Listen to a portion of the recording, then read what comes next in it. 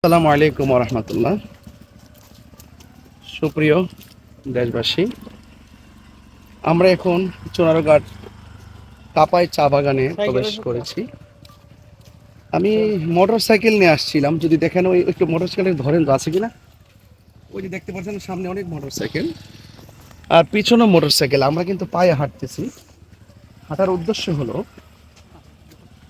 প্রায় অনেক দূর পর্যন্ত বালু থাকার কারণে পায়ে হাঁটা, মানে মোটর সাইকেল দিয়ে যাবে এটা অনেক কষ্ট, এবং পায়ে হেঁটে আমি সামনে অগ্রসর হচ্ছি।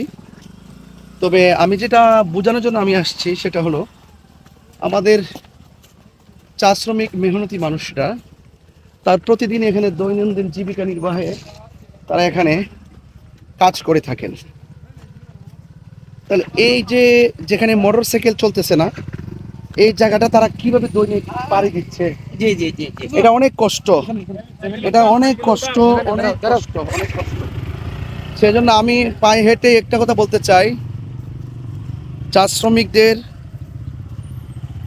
মানে শিক্ষা, স্বাস্থ্য এবং উন্নয়ন, এই তিনটার সমন্বয়ে চা শ্রমিকদের মুখে আমি হাসি ফোটাতে চাই আলহামদুলিল্লাহ।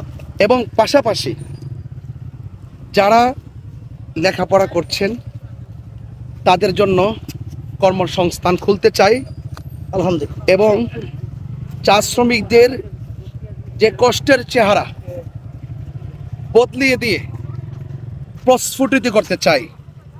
সবাই আমার জন্য দোয়া করবেন। অনেক দূর পর্যন্ত হেঁটে আসছি। যাই হোক, আবারও কোনো নতুন বিষয় নিয়ে আমি কথা বলবো। সবাই ভালো থাকবেন। আসসালামু এবার আলাইকুম। আপনাকে চাই আমরা ইনশাআল্লাহ। আমরা চাই হাঁটুন সামনে।